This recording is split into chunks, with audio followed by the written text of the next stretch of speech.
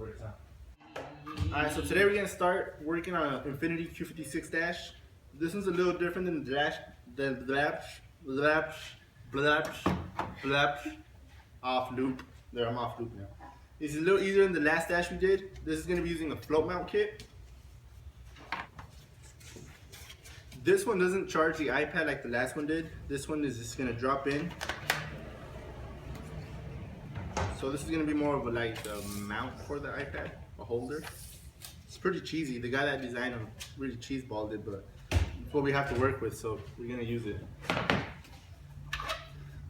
This Infinity has a radio right here and a screen up here. What we're going to do is we're going to mount the kit right here. We're going to go in a little bit so it's not sticking out so much. And then we're going to cut the screen in the back so it's going to tunnel into the factory screen still. It's going to look nice. So first thing we got to do is take the dash apart, take the vents off, all the buttons. We want a nice clean dash to start working with. Once you have the dash apart, just a bare plastic piece of shit, put it away. Get a Ziploc bag and put all your screws and all your little components in there so you don't lose it.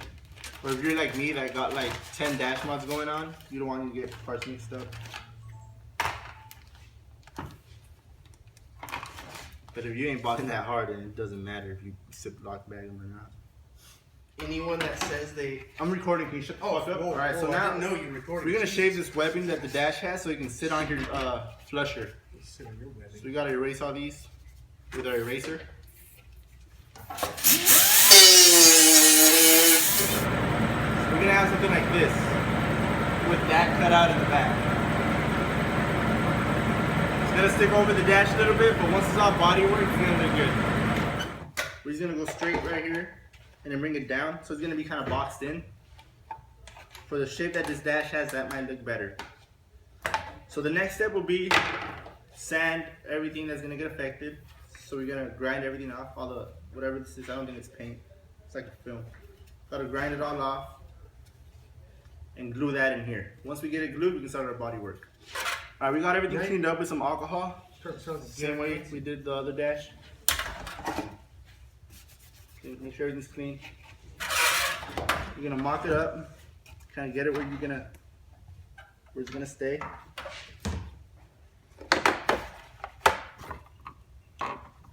I like using thick viscosity because it doesn't run. This one we're gonna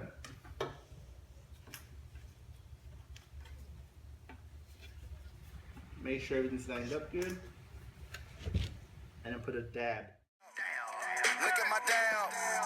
Look at my down. Look at my down. Right here. And put a dab at the top. Activate it. Notice how I'm not wearing my mask because I already got cancer, so it doesn't matter. Last week we had AIDS. One on each corner. Let it dry.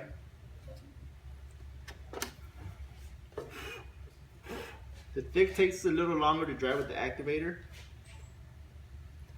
And for some reason, I don't know if it's true or not, but I feel like the thinner ones are a lot stronger. So now that we got it tacked in with the thick stuff, we're gonna run a little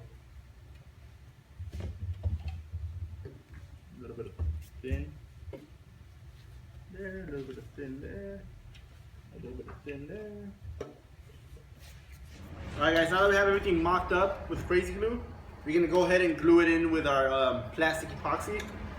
This one I'm gonna glue it in from the inside, get it all the way around, kind of tuck it in so when I make the straight pieces, it doesn't get in the way.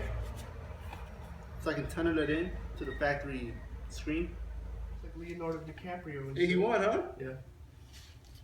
He won, but a bear ran up his jacket. A bear ran up his ass for him to win it. Did you see that bear movie, dude? No. Bro, you gotta watch that motherfucker. Holy shit. That's some true story.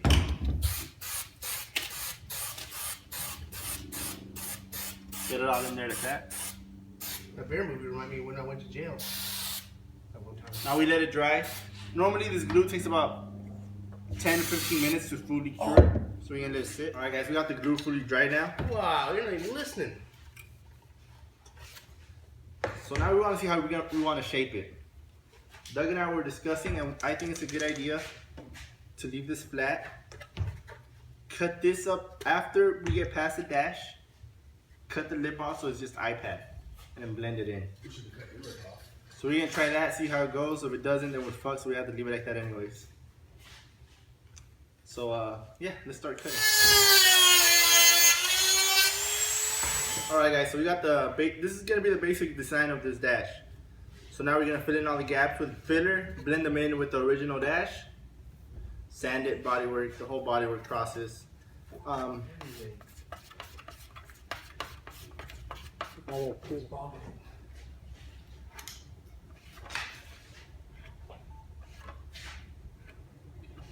guys, we got the first layer of body filler sanded. So the first one is just mainly to fill in all the major gaps.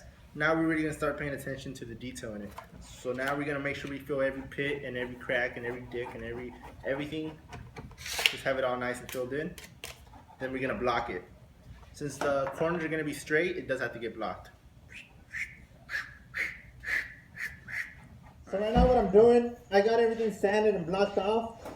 Check it out. Right now I'm cutting out the center hole for the screen.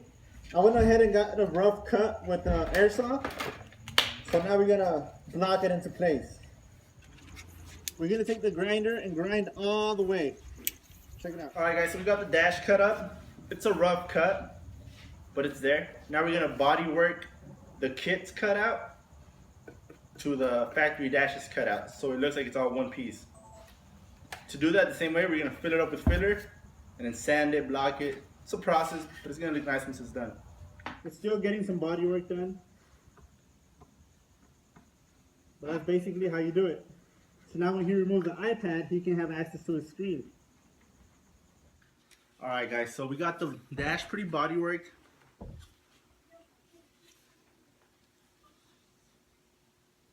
It's all body worked and primered. It's not 100% done yet. I hit it with 150 grit and a nice spray and primer. So what we're gonna do right now. Wow. It's not done because it's still cracking. It has a crack. So nope, it's not done. And this stuff does happen. They do crack. They crack due to flexing. So if you can tell, this is a pretty long panel. So from here to here, the bigger it is, the more it's more. The bigger it is, the easier it is for it to flex. So stupid guy. So yeah. So what we have to do, we got a crack right here. We're gonna grind it out with the Dremel. We're gonna put some CA glue, or we could even use our 2-part glue, and then fill that in, let it dry, body work it again. It's normal for it to crack.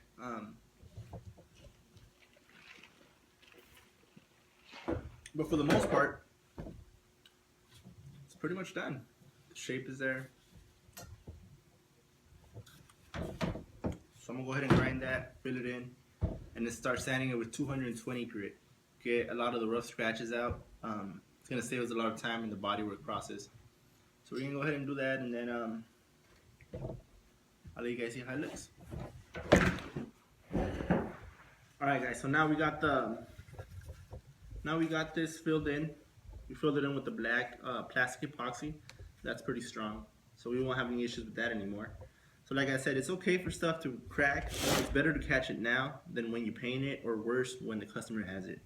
So so we got this prepared. We're gonna body work it, and we're gonna sand it. We're gonna hit it with 400 grit, primer it, and then give it its paint job. For the inside, normally I put suede in the back of the dash kits, but since this is a pretty weird contour, what we're gonna do is we're gonna end up flocking this with flocking powder. We're gonna mask everything off and just flock all the inside. So when you remove the iPad, it looks like it's all sueded in. It's gonna be pretty sick. I showed the customer, he's really excited to get it. It looks pretty good. So yeah, in the next video, I'll show you guys how to paint it and how to flock it. In the last video that I did about painting, I feel like I left a lot of details out. So in this next one, I'll be more thorough. Alright, man. Hope you guys like it.